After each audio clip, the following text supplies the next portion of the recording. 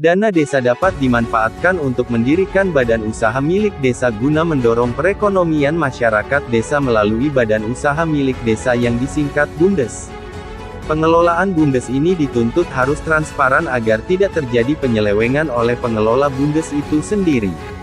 Namun, apa yang terjadi bagi BUMDes Lumbung Mas Desa Manggung Pariaman Utara, Kota Pariaman dengan kegiatan pembangunan wahana wisata sepeda gantung lebih kurang 125 juta rupiah, dari anggaran desa APBN tahun 2019 ini bermuara ke pengadilan, disebabkan pembangunan wahana tersebut tidak bisa dimanfaatkan, dan ini sudah dinyatakan penyidik P21 oleh Kejari Pariaman. Atas perbuatan tersangka inisial, di, 42 tahun selaku Direktur BUMDes Lumbung Mas, dan inisial, WR, 41 tahun sebagai penyedia jasa dapat dituntut di pengadilan dengan dugaan tindak pidana korupsi. Nilai kerugian negara atas kegiatan pembangunan wahana wisata sepeda gantung tersebut, lebih kurang 125 juta rupiah, dari anggaran desa APBN tahun 2019, yang mana objek kasus perkara ini, hingga kini tidak bisa dimanfaatkan. Kepala Seksi Pidana Khusus Kasipitsus Kejaksaan Negeri Pariaman, Yuharmen Yakub menyebutkan 2 orang tersangka kasus penyertaan modal ke BUMDes Lumbung Mas, Desa Manggung telah dilakukan penahan hari Jumat tanggal 19 November tahun 2021.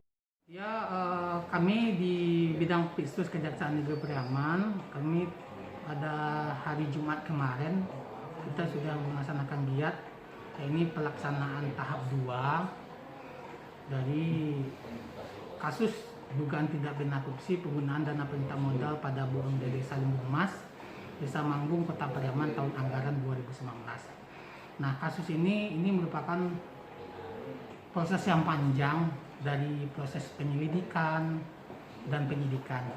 Nah, dari proses penyidikan kita menemukan alat bukti, dan dengan alat bukti itu kita menetapkan 2 tersangka. Yang pertama berinisial DI yang merupakan ketua atau direktur dari BUMDes Desa Lumbung Mas, Desa Manggung. Kemudian inisial WR yang merupakan penyedia jasa dalam kegiatan penyertaan modal, yakni pembangunan sepeda gantung di Desa Manggung. Nah, pada tahap 2 tersebut kita melakukan penahanan terhadap 2 tersangka ini, yang mana kita titipkan yang bersangkutan ke Rutan Anak Air Kota Padang.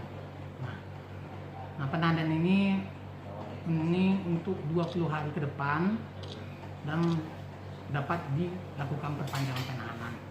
Nah, terkait dengan perkara ini, kita dari Kejaksaan Negeri Pariaman akan secepatnya penahanan perkara tersebut, pada kedua, yaitu penyerahan berkas perkara hasil penyidikan maupun barang bukti pada Pengadilan Tipikor Padang. Maka, sekaligus kedua tersangka langsung dilakukan penahanan. Penahanan kedua tersangka ini dilakukan di Rutan Anak Air Padang, terhitung 20 hari ke depan dimulai sejak hari Jumat. Pihak Kejari Pariaman, dalam perkara ini untuk segera disidangkan secepatnya menjelang akhir tahun ini. Dari Pariaman, Syafriel